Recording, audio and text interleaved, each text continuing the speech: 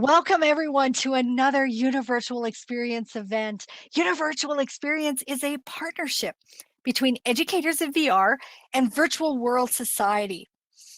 They are bringing together innovators and experts in immersive education, and they're literally disrupting education around the world, and you guys are a part of it. Oh my gosh, how exciting is that to be on the cutting edge of these things, right? So before we start, I believe this is day 3, right, of this amazing series. We'd like to just take a moment to acknowledge and thank our sponsors. We're so grateful and excited to have HP Virtual Reality and HP Higher Education as our Infinity sponsors. They've just released the HP Reverb G2, so please check it out. You can check out more information on educators in VR.com. That's their website, educatorsinvr.com. You can also check out hp.com. Look for HP Virtual Reality and HP Higher Education to learn more. And just to acknowledge our Galaxy sponsors, Engage VR and Advantis Education. Engage VR continues to have a wonderful selection of events happening there as well. So please check out the calendar and check for the socials. Advantis Education is sponsoring Mark's Euphoria nightclub, and we've got some socials coming up that you don't want to miss. So I am now going to turn it over to Mark, and we'll get this party started. Mark. Hey, thanks, Donna. Thanks, everybody. Yep, so this is day 3. Feels like it's been a lot more than 3 days so far. And today we're going to be talking about materials, all sorts of different types of materials. Can everybody hear me all right? If I got everything set up all right? I think I would have heard by now if nothing was working. Okay. First, I want to talk about the Discord server that I have set up for this. There's 2 ways you can get to it: discord.me/Karnivore, or you've got this obnoxious looking URL that goes to the same place, whatever your preference is. And it's a place where we can host, I've got links to assets and links to other tutorial videos. So if you're brand new to world building in Unity, there's going to be resources there that you can take advantage of. Also, answers to questions. If we have a discussion that is just a bigger discussion than what needs to be than what can be contained in this 1 hour, then we'll have question and answers there on the Discord. And so far, I've been thinking about a lot of things that I intend to talk about during one of these, and I don't get around to it. So I'll post that stuff up there too. This link is only good for the duration of this workshop. So go ahead and join. And what we're going to be doing the rest of this week, what I'm hoping to do for the people for whom this is their first event, I'm trying to show you secrets and techniques and talk about, my own personal philosophy of world building using Unity and the steps that I go through to make one of these worlds. So it's not the only way to do these sort of things. This is the technique and the practices that I've sort of developed, but there's certainly other ways to make really impressive next level worlds. And a lot of it involves breaking the rules and going outside of the boundaries. What I'm doing this week is sort of laying out a different set of rules, or maybe better clearly defining the rules that we have to play with. But real innovation takes place outside of those boundaries, outside of those rules. So I want to challenge you as I present these sort of things and these ways of doing things. Try and think of other ways of doing it, or try and come up with exceptions to the rules that I'm going to be laying out. And that's where real innovation starts taking place. So we're going to be talking about stuff today, tomorrow, Friday. I'm going to be talking about sort of bringing everything together in kind of a holistic sense, and designing all of these different elements going into one focus is what Friday is going to be about. And then a week from Friday, we'll continue the discussion on Discord over the next week. And then a week from Friday, what I'd like to do is have a tour event of all the worlds that have been created by people that are attending the course. Hopefully I'm giving you some ideas and some stuff that you can work with, so that over the next week, you can show us some really impressive worlds that you've created, and I won't have to do anything to get ready for that event.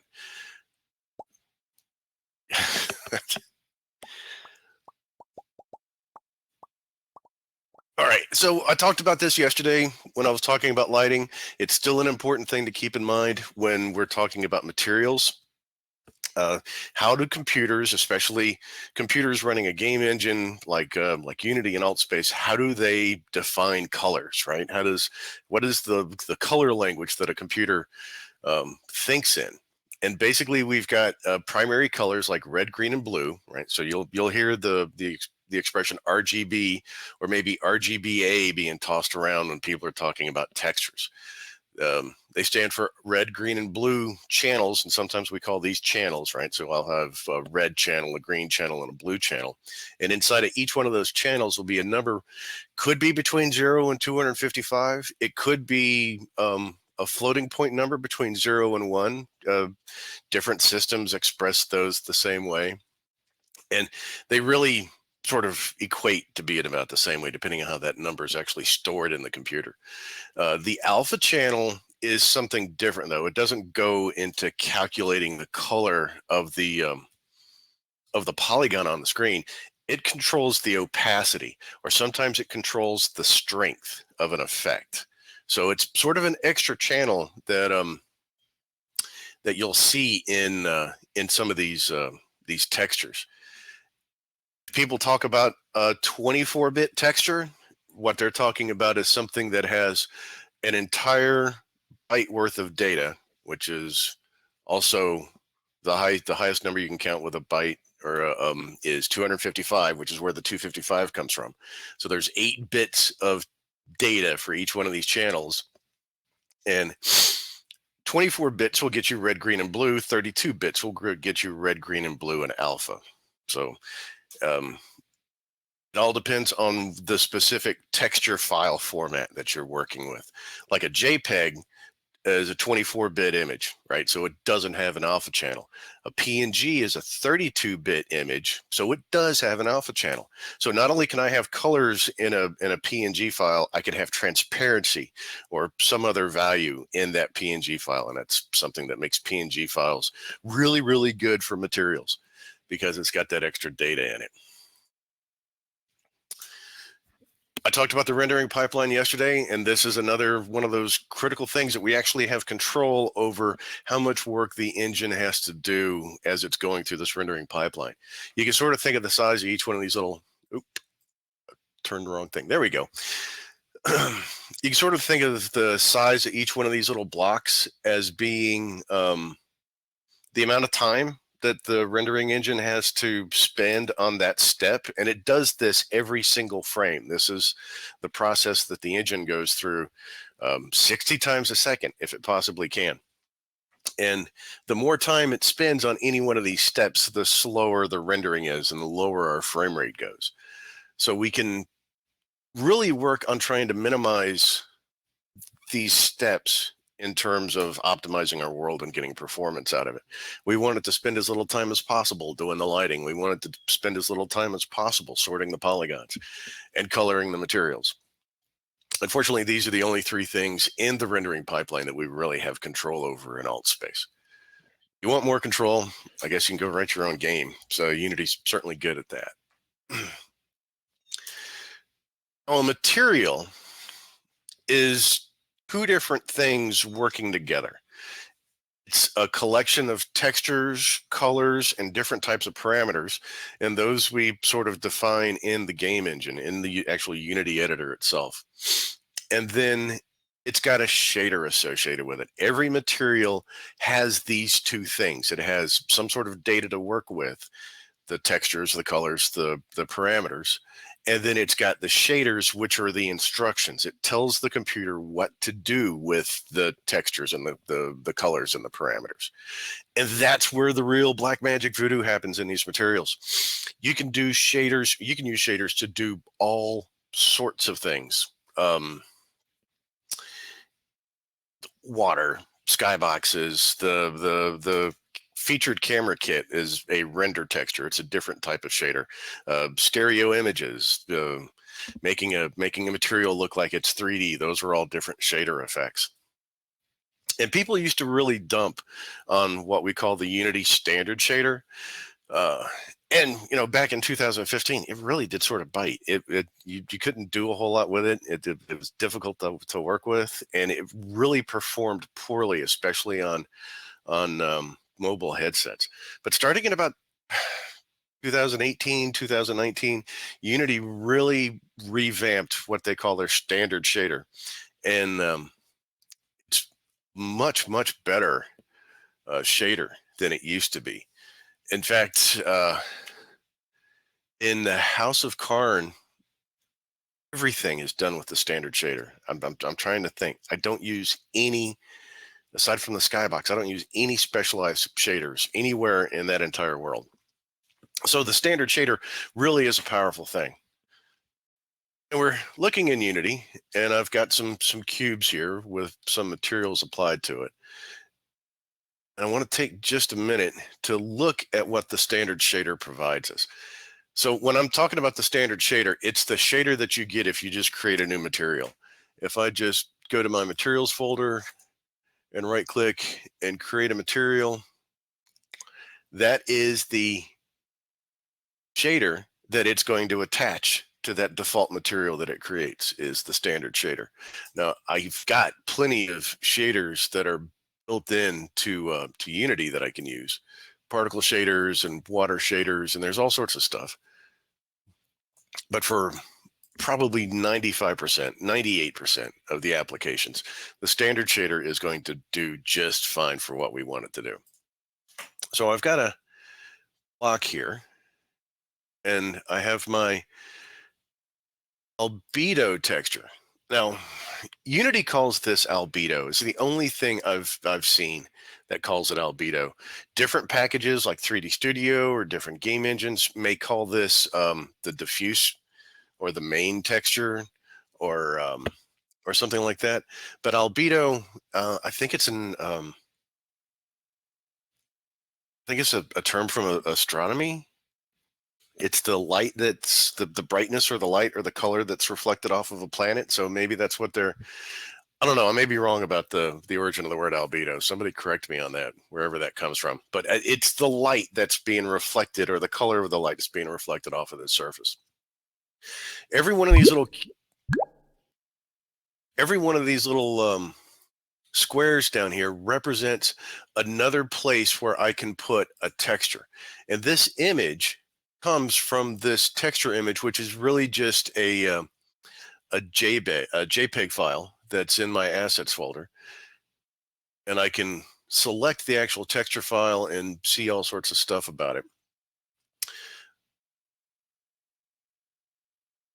We'll be coming back to this a couple of times for a few different things, looking at the actual properties of the texture file itself in the project folder, not necessarily in the scene, but as it actually sits in the project. We may be making some changes to that. For right now, I just want to go through this real quickly. So metallic is how shiny it is. I can put a texture on here that sort of defines what parts of it are shiny. And you see an example of this if you look straight up.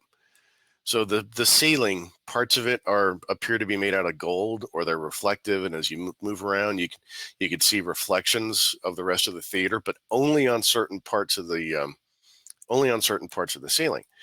I'm using a material to control that. I may be getting ahead of my slides too. I always do that. Oh, not yet. I'm going to talk about UV coordinates in a second.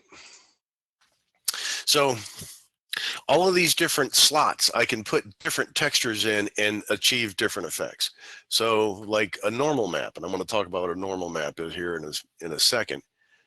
I can add a normal map to my normal map slot, and it makes my material look a little bumpier. It adds shading and highlights to different parts of it based on the data in that. If I want to give it some, maybe I've got some specific lighting effects and some shading that I know I want to do in a particular part of the material, and I don't want to bake it in for some reason, I can use what's called an occlusion map to draw extra shadows on my material. So say this would be really good. Say if I was going to put a kit object, which is not going to cast shadows, but I wanted to put it on my wall because I didn't want to take up the extra space in my template for whatever reason, I could paint the shadows of that kit object into this material, and it will appear shaded when it comes into the world. And that takes a level of design, though. I have to know in advance what the lighting is going to look like on this material, on this surface, and how it's going to interact with that kit object long before I bring the kit object even into the scene. And then finally, emission, which I talked about light emitting materials yesterday. The emission, not only does it provide light coming from the surface in these different parts, but it can also be useful if I have parts that I just want to appear lit, like say, I don't know, we've all seen spaceships in science fiction movies, and the windows of the spaceships out in space, they get these nice glows, right? So you can tell people are living in it. The lights are on. Well, you could use an emissive material to sort of represent only the windows on the hull of a spaceship, and only the windows on the hull of that spaceship that are on. You could also put like lighting effects, or whatever kind of if the warp nacelles are glowing, you would do that with an emissive material.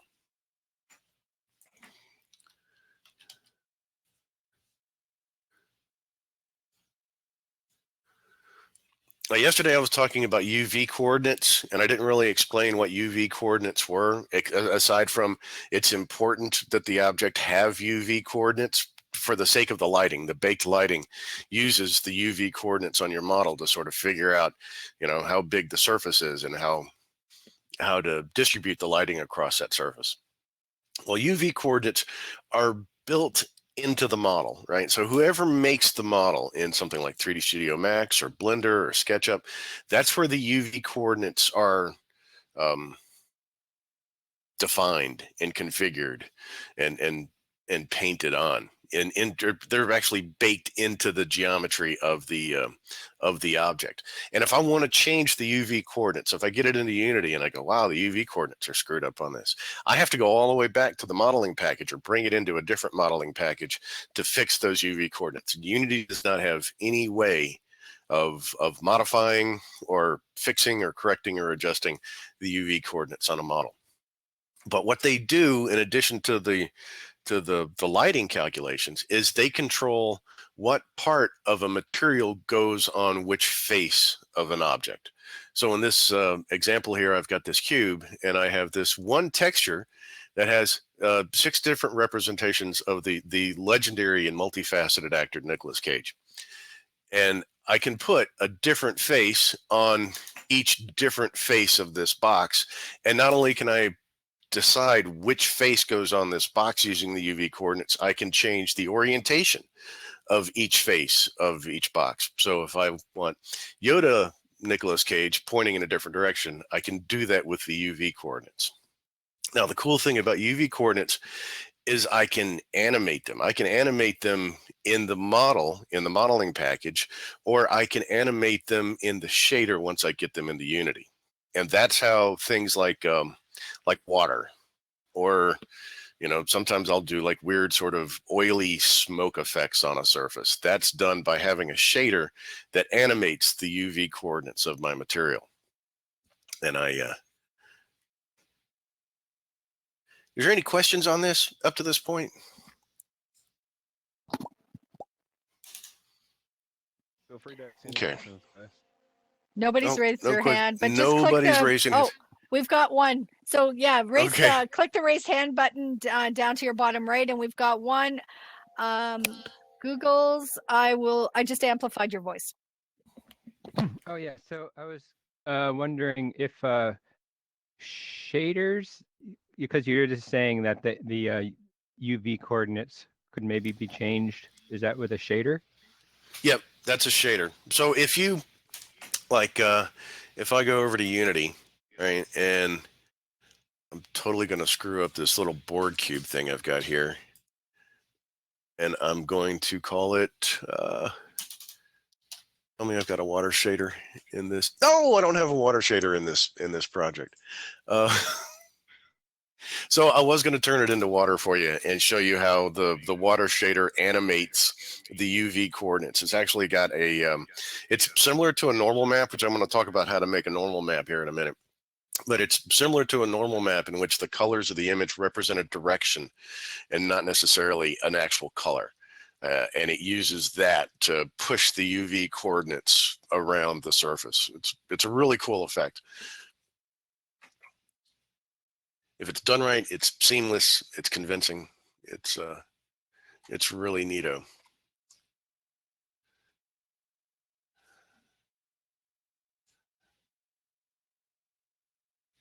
So when I'm building a model and I work in 3D Studio, but the same is true for any other modeling package, whether it's Blender or Maya or Softimage or Lightwave. I heard somebody still uses Lightwave. I haven't seen Lightwave in a decade. But anyway, whatever the modeling package is, I typically don't bother doing a whole lot with the materials in the modeling package aside from setting up the UV coordinates. You can see in this example I've got here that everything is, you know, this entire surface is kind of a blocky gray or purple or blue or green or something like that. And I don't call the materials anything meaningful. It's material 1, material 2, material 3. And the reason that is because every system has its own way of working with materials. I mean, I can say that in Unity, you know, I've got textures and I've got shaders, and shaders exist in other packages, and the shader language is so universal. It's a syntax, it's a code, it's different from any other programming language you've probably ever seen. But if I write a shader for OpenGL, I should be able to use it in Unity. I should be able to use it in pretty much any other game engine because it's the programming language of the video card, not necessarily the scripting engine. It's the video card that's doing these instructions. That being said, Unity has no idea how 3D Studio Max does its materials. It's got Max has a different arrangement of texture slots. Max handles opacity and alpha channels differently than Unity does. So if I go to a lot of work in 3D Studio Max to get my material looking exactly the way I want it to, I'm probably going to have to duplicate that effort once I get it over to Unity. So I just sort of mark out the areas where I want the materials to go, and then I don't worry about defining the materials until I get it into Unity, because I just want to avoid, you know, duplicating that effort.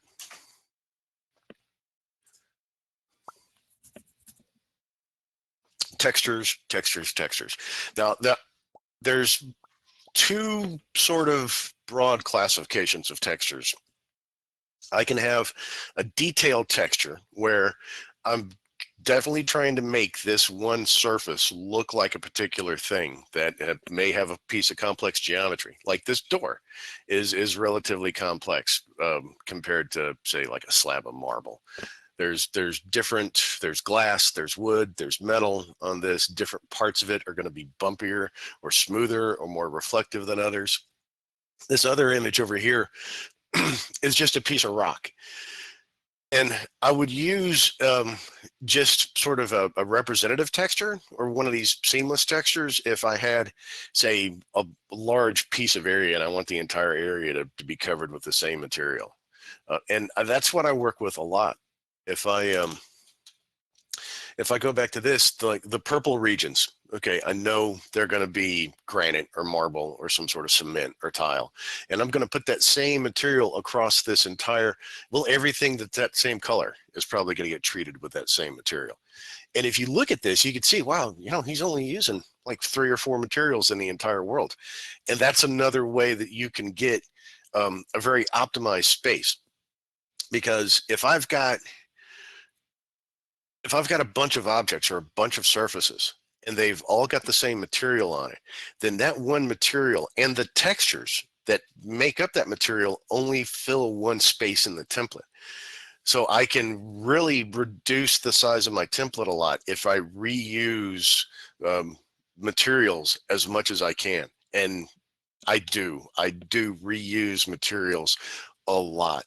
Like in here, the walls, that blue paint It is all over. I use that material for everything.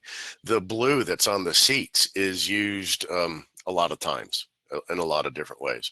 There's a few unique textures, like right here on the side of the stage. That's the only place you see that texture in the ceiling.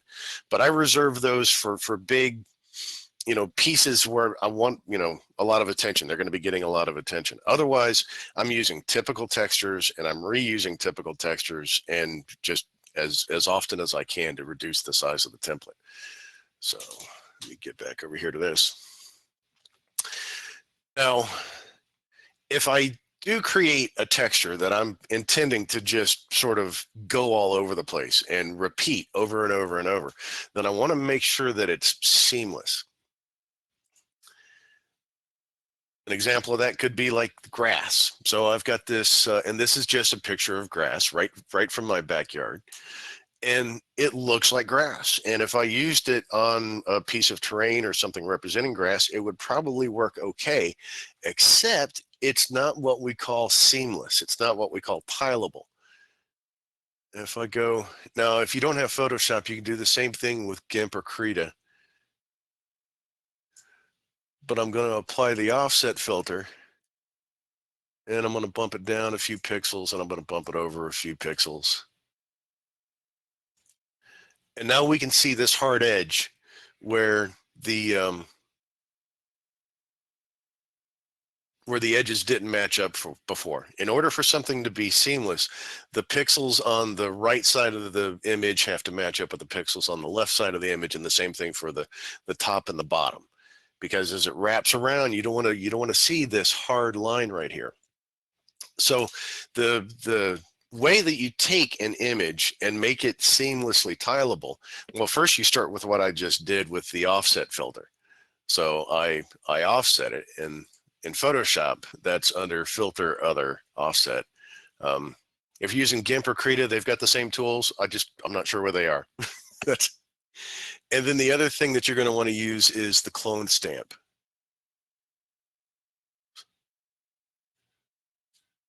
Nice big clone stamp. Come on, give me a bigger one than that. There we go. This is a huge texture. And now I can copy parts of the texture from different parts of the image and paint over that line. And sometimes I'll do this a couple of times. I'll give it another offset just to make sure I don't have any hard edges. Okay, so the hard edges are gone. This texture is now seamlessly tileable. I can repeat it and you won't see that grid of hard edges coming out. Now, if I don't have even color balance, or if I don't have even shading across this, I'm still going to see a tile effect if I tile it too often. And a lot of times, the only way to get around that sometimes may be just to make it so big that I don't see the tile effect. Brilliant. Do what? Brilliant. That's really awesome. Yeah, it's cool. I go around and I take a lot of I just take a lot of photos. If I'm walking along and I see an interesting brick, I'll just pull out my phone and take a couple of pictures of it, or a cool looking piece of grass, or lots of snow. We get lots of snow up in Minnesota, so I'm never hurting for snow textures. There used to be an app called Live Normal, and I can't find it anymore. I don't know if they took it off or if they changed names or something, but you connect it to your Google account and you take a picture of something, anything, and Live Normal would create a Unity material, but it would also take that photo and it would convert it into a normal map. It would convert it into a specular map, whatever it could tell that the material needed. And then it would save that material and all the different textures to your Google Drive. It was great, but I don't know. I haven't seen a replacement for it, or if anybody knows of something like that, let me know, because that's a handy little thing if you're just walking around looking for things that may make good textures. Oh, here's a cool stucco. Boom. Capture it. There's a hand raise I see. Has somebody got a question? Yes, Chris Watts. Hold on one second. Go ahead and unmute yourself. I did. Can you hear me? Yes. Hello? Okay, great. Yeah, I wanted to ask first, just that you showed that you're taking a lot of pictures around in your garden, wherever. I'm doing that, sure, for myself to have good textures. Are you using something, strategies like delighting? Because if you're going out and you have a picture of any surface, there is a light situation already on this picture. And there are strategies and software packages that are starting or trying to delight them so that you Yep. can easier use them in a 3D package. And maybe, are you going to show some of the tools maybe that you are using to create materials? Because we have substance design or whatever. What is your strategy in that case? You know, I don't use Substance Designer. I'm a little old school. Like if I need a custom shader to do something specific, I use Visual Studio. No, that's Okay. that sounds painful, right? But yeah, In this case, it is. I'm that kind of old school. I'll just open up the shader and just, you know, try and write it. I'm currently beating my head against one that I can't get to work, and the shaders are really hard. But yeah, Oh, yeah. I tend to actually avoid things like the Substance Painter. Because they want to lean into sort of a PBR sort of environment, and a lot of the tools today are focused on PBR rendering, which isn't supported by ALTSPACE. So I know Substance, you can do legacy shaders, right? So Substance Painter is a good tool, but I wasn't really going to go into it during the work. But maybe on the Discord, you get on the Discord and you post a link to it, we can have a discussion about Substance Painter or any of these tools, really. Because they're all useful. Photoshop, I use a lot of Photoshop, but you know, it doesn't do everything that I need it to do. Getting back to your original question about lighting, yeah, you have lighting situations, and the best advice I could give you is if you're going out looking for textures to capture, do it on an overcast day, because most of the lighting problems come from the direct light from the sun. So if you go out on an overcast day, you get even lighting from every direction because of the clouds diffusing the sunlight. You're going to get much better textures, and you won't have to do as much work to make them look good. It's a lot easier for me to take something that I captured on a cloudy day and make it look brightly lit than it is to take something that looks brightly lit and make it darker. This is a level of effort. We have another one. Trey, Okay. I can amplify your voice. Go ahead, Trey. I heard you talking about if it's another app that anybody know about. Have you heard of Adobe Catcher? No, I haven't. Yeah, so you can literally like take a picture while you're out, and it'll turn it into a material, or it'll turn that picture into let me see. I'm looking at that right now. I'm sorry. That's all right. Yeah, you can do it. It'll turn it into material or type of shapes, colors, take different things. But you should check it out. It's called Adobe Capture. Yeah, there we go. I'll have to look into that. That's a good tip. Yeah, it looks really good. I hadn't heard about it. So yeah, if you've got the Adobe Creative Cloud, this looks like it does exactly that. That's a good tip. Okay, so moving right along. Yeah, so I talked about seamless textures and how you can make those with something like Photoshop or GIMP. Normal maps are really their own thing. And when you look at a normal map, it looks all purple and glowy blue and psychedelic. That's because this is another instance where the imagery does not represent color information. So first of all, what is a normal? I'll try without using any math at all, because the math behind it's kind of scary. A normal is, you can think of it as a direction pointing away from the surface. Every surface, every face in a 3D environment like this has a normal, and it's whatever direction is pointing away from the surface in a perpendicular direction. This is important because the computer uses it to calculate whether or not something should be shaded.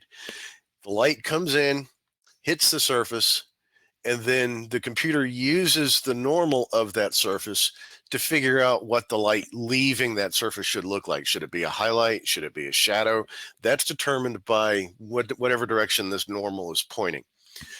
A normal map, oh, before I get to what a normal map is, on a perfectly flat shaded surface, that entire surface has the same normal across that entire surface. So this corner over here has the same normal as this corner over here, and all of the light coming off of this surface is going to have the same shade applied to it.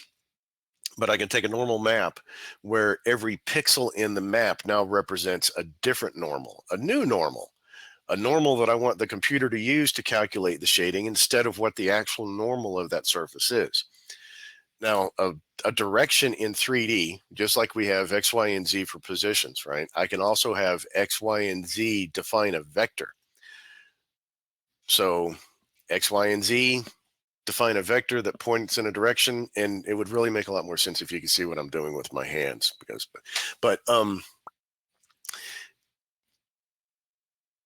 and so I define a new normal, define new directions for every one of these points as the computer is going through looking to figure out whether or not it should shade that surface.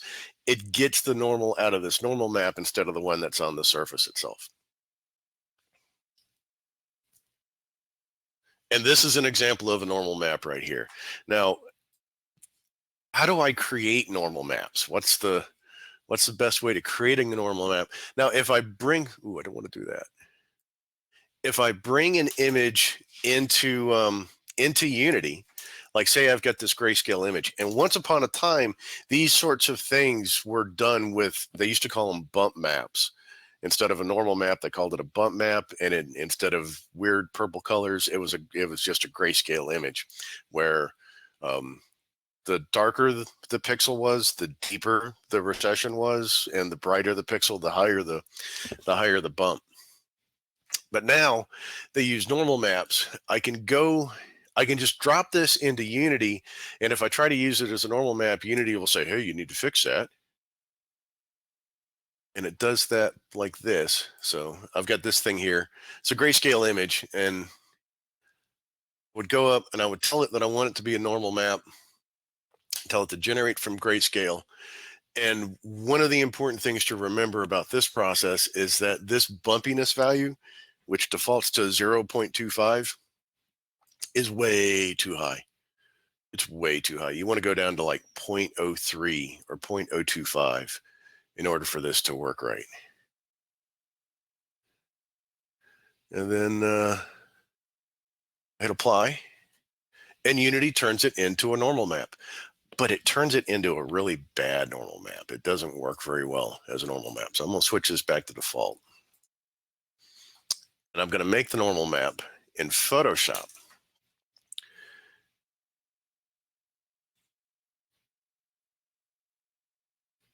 So, and I'm presuming that GIMP or Krita could also do this, but if I go to Filter, 3D, Generate Normal Map,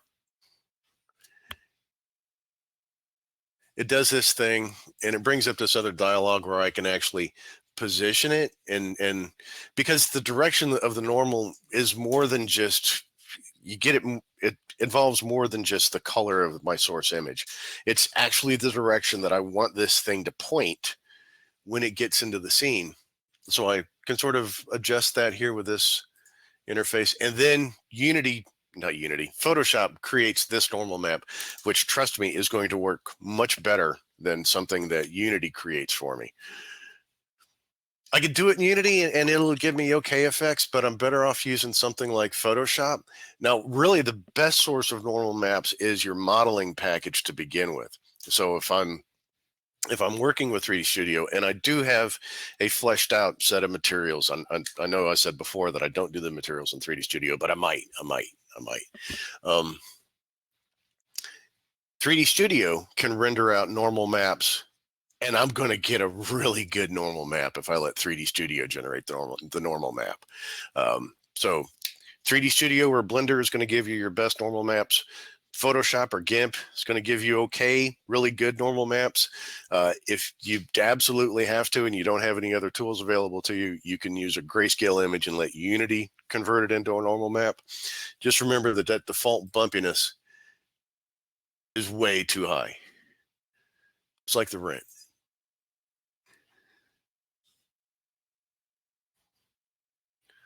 If I tell it generate from grayscale, this default value, which normally is 0.25, you want it very, very low.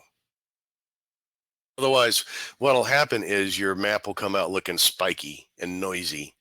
And if you've ever been in a world where like the highlights look sparkly, or the shiny surfaces look sparkly and bright, what's happening is the normal map is probably too high, too bumpy, too strong for that material. All right.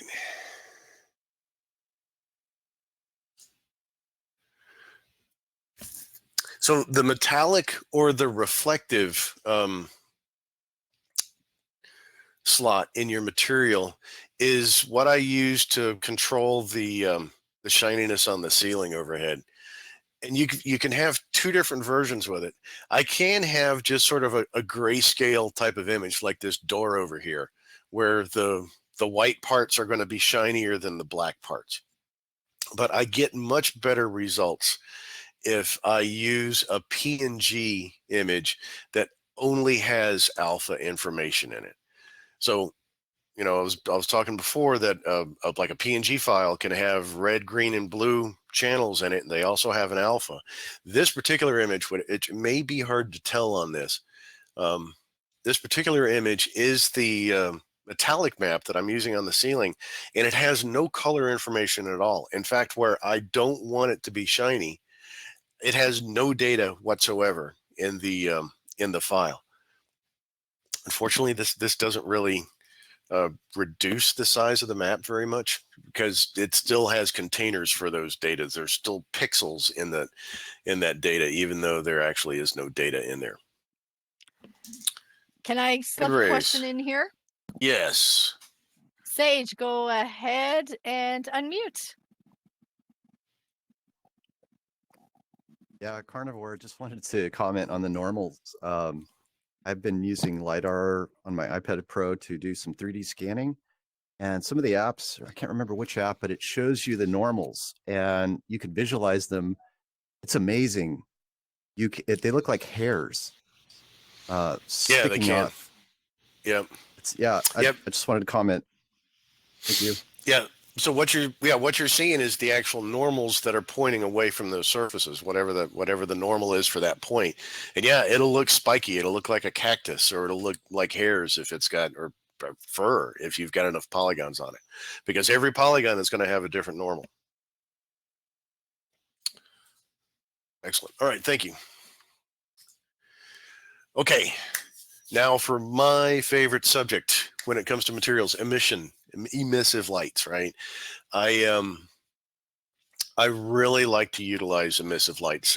As I was pointing out yesterday, talking about lighting, the orange cast to especially the top half of the walls in this room is actually coming off that ribbon of orange material that's going around the balcony. That is an emissive light. The red can lights on the ceiling actually are putting off red light onto the stage, and there's not light on there. It's coming from the material itself.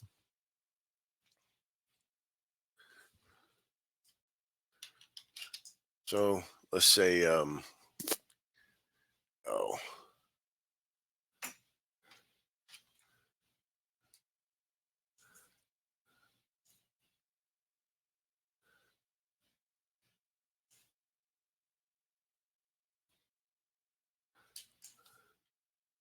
I'm just going to create another little instance of an emissive light here.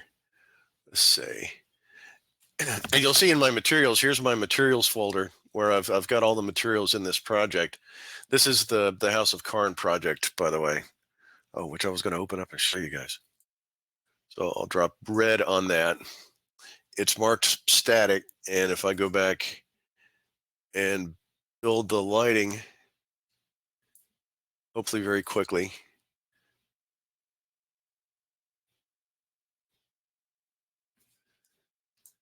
A tiny little scene builds the lighting very quickly. I can see that that red light has cast, or that red material has cast red light across the surface of that object, and it also shows up on the object across from it.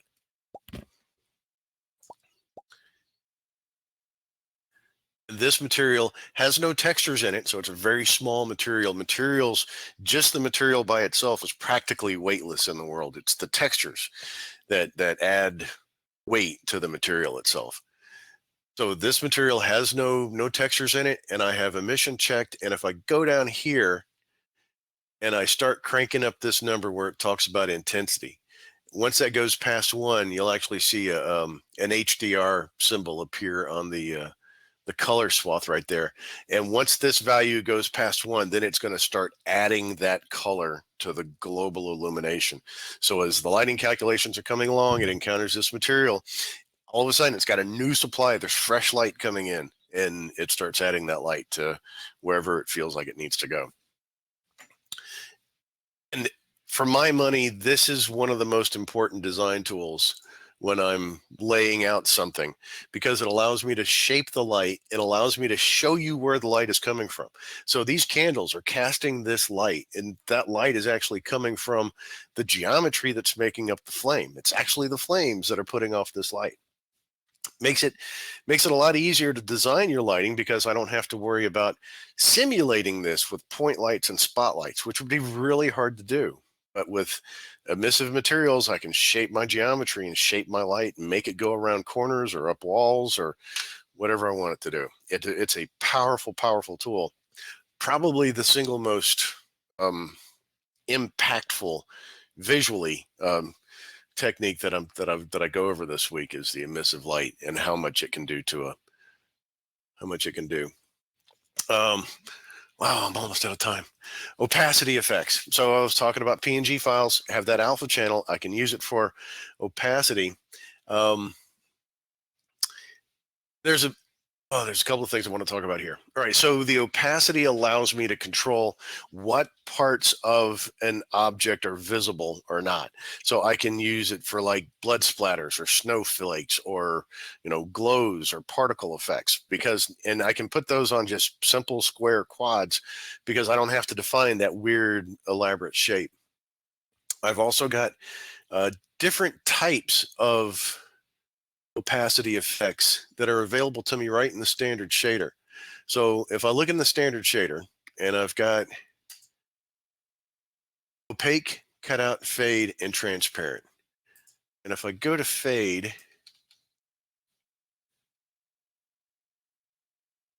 and just on this color, I'm going to start dragging down the alpha value for the main material, and you notice how it's fading out of existence. Well, it's still there, right? I'm just making it transparent, and that's the effect of the alpha value. So imagine I've got an image that I can spread across this surface that has different alpha values for every pixel.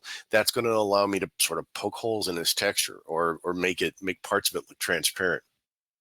And in this image right here, in the first room in House of Karn, this sort of splat spreads slowly across the wall, and this face reveals itself. The face is a secondary map.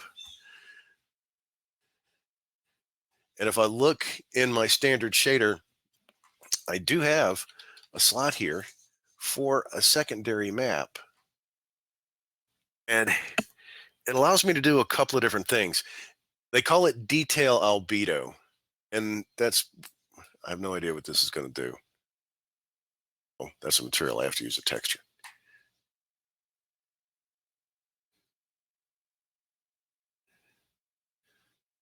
I'll use something different like this wood. All right. So it sort of blends those two together. But as I get further and further away from it, one of them really sort of stands out. Secondary map is really intended to give more texture and more detail to your materials when you get up close to them. But when you use it on an opacity mapped surface like I've got here, it comes out looking like a window into another space. It's a really cool effect. And then, you know, I can animate where this cutoff is on the opacity, and is how you sort of make it shrink and grow into existence. I'm going to be talking about this effect a lot more tomorrow in animation. So if you don't feel like I'm properly explaining this, I'm going to hit it again. Oh man, and so many other different uses for materials that I haven't even gotten into, and I'm almost out of time. Render textures are where I take a camera and I take the view of the camera and I capture what the camera is seeing and I use it as a texture, right? So you can make really cool mirrors. You can do video cameras or surveillance cameras or you know, all sorts of different. And there's a kit, a featured kit, the camera kit by Mark News and Update. That uses a camera and a render texture and the drone. Now, one thing about render textures, they are FPS killers, because what you're doing is you're introducing another camera. Basically, everything that camera sees, it has to do that entire rendering pipeline again. So you can, if I put a camera in here, I would expect the frame rate to drop by a third, just right off the top of the head.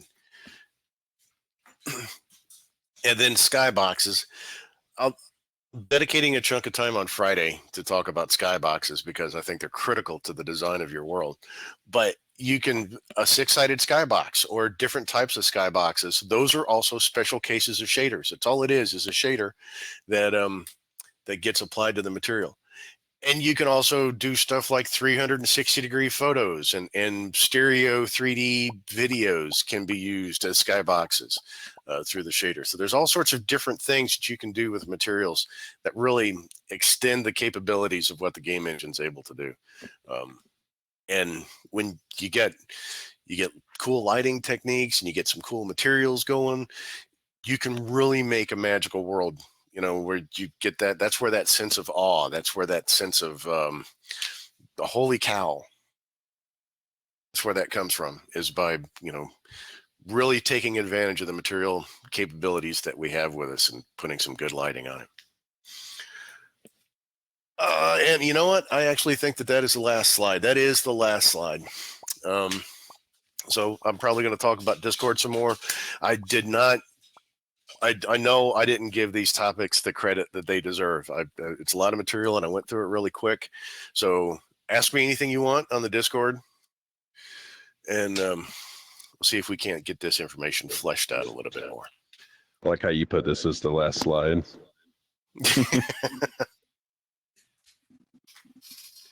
Okay, so I'll open it up for questions.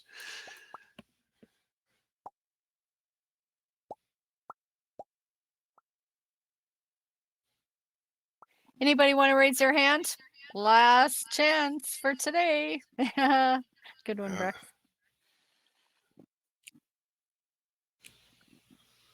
Okay. Wow, 3 at a there's a time. few. Okay. 3, yeah. Yeah. Okay, Dragnus, go ahead. Hi, yeah. So you were talking about a shader effect that made things look 3D. And I was just wondering if you could really briefly kind of maybe point me in a direction of how I would look into that or something. Well, you know, I think Benji either wrote the shader that I'm using or he found the shader and posted it to the ALTSPACE Discord.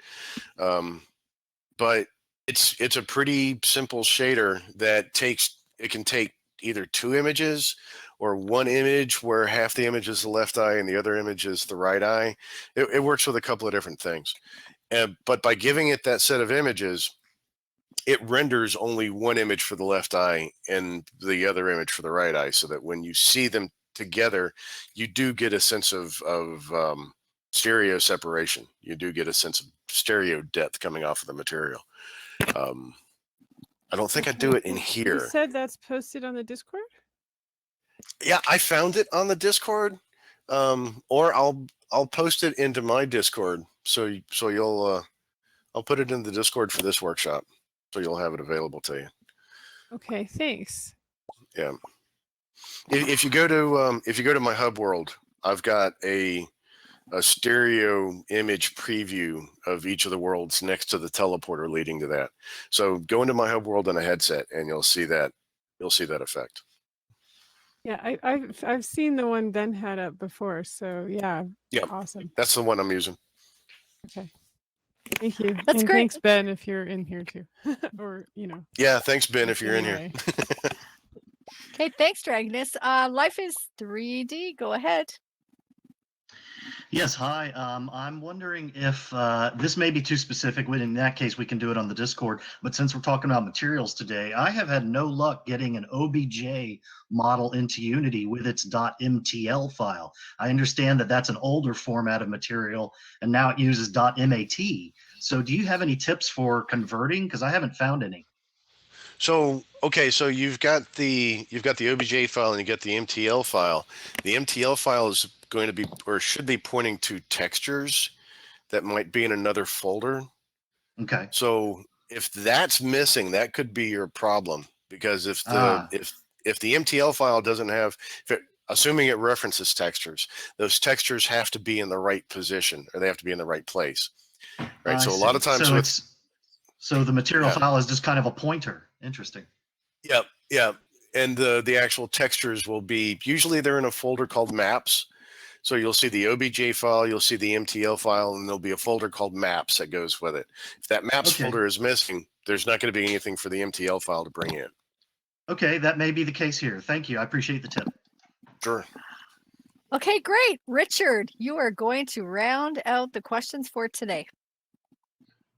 All right. Can you hear me? Yes. All right, excellent. So first of all, it's great. These are really good sessions. I've loved both of them. Monday I wasn't able to join, but I love all of them so far. Just now you mentioned the Light Normal tool. I actually found one, a link. I posted in the Discord if anybody's interested. Oh, that's great, because apps like that, or if this Adobe Capture works, really making your own materials really easy. It's a great tool. Thank you. Okay, that's it for questions, Mark. Well, I guess that's it for this event then. Thanks everybody for showing up. You've been a great audience, great questions.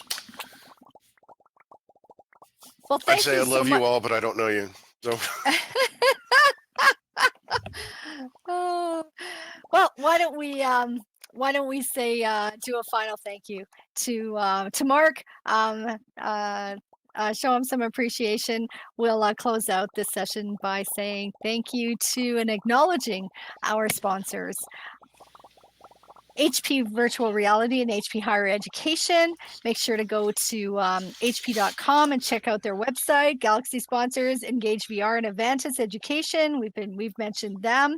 Let's just take a quick look at the stellar sponsors. Grove XR, an educational learning platform. Dr. Angelina Dayton, who we know as the VR lady, the founder of Students in VR. Frame VR, WebXR browser-based social creative educational platform. Please check that out, as well as LearnBright. You can find LearnBright at learnbright.com. We have Immersive and Waking Dream XR. Make sure check them out.